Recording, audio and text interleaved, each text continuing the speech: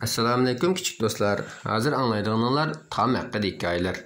Tamның buğusu ölüp ketdi. Hikayemizni anlaştığım burun kanalımıza abone olmagan bolsanglar, abone olunglar ve yeni hikayemizden birinci bulup haberdar buluş için qo'ng'iroqni besitishni unutmanglar. Hikayemizni yaxshi tursanglar, baş barmoqni besitishni unutmanglar. Ve dostlarlarga emrlab qo'yinglar. Unutmanglar. Tamның buğusu ölüp ketdi. Tercüme qiluvchi Nur Mehmetcan İslam. İşçi tak. Telefon sayrıbidi. Anam telefon elip kim dep soramayla rengi bir dili tatırıp ketdi. Arqıdilla o yığılığa oturdu. Ne iş bolğanda o?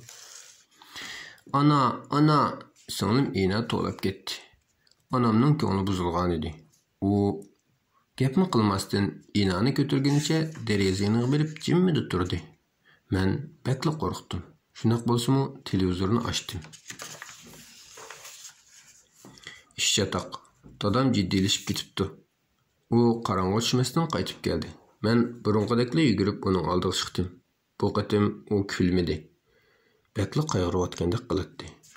Bir şey o'xshaydi. Dadam beşimni yenik siylab qo'yib, ondan anamni quchoqladi. Anam tehicha yig'layotdi. Nemish bo'lgandi?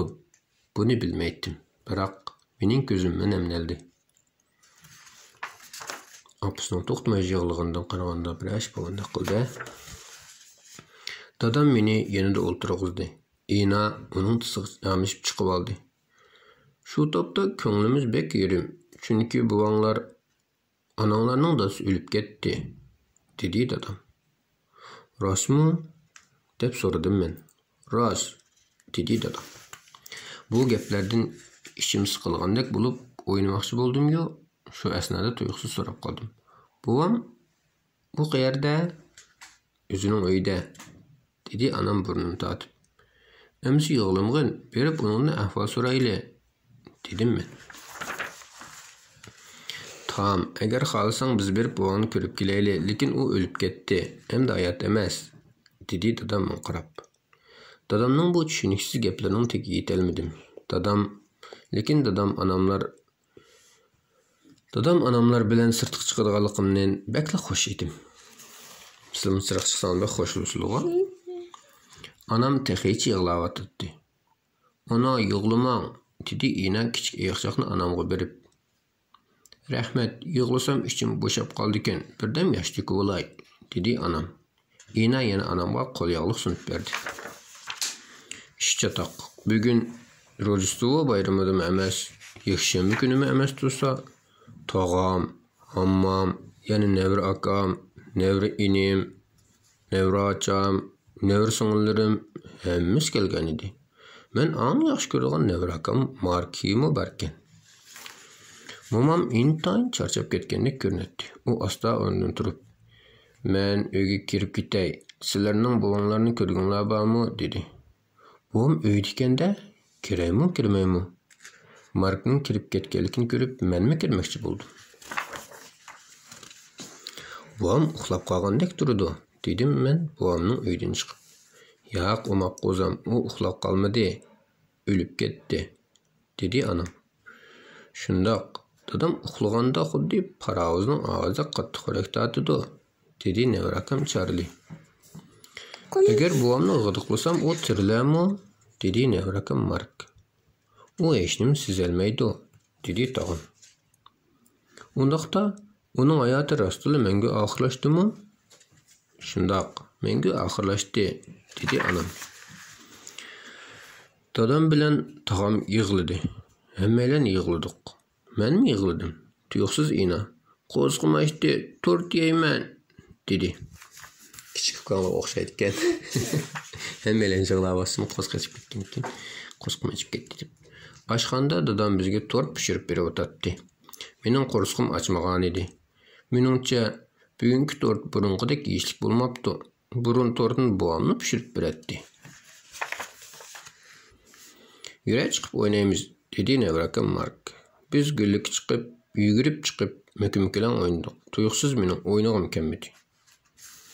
Men chatqalliqning keynida buvamning qo'llarisini ko'rib qoldim.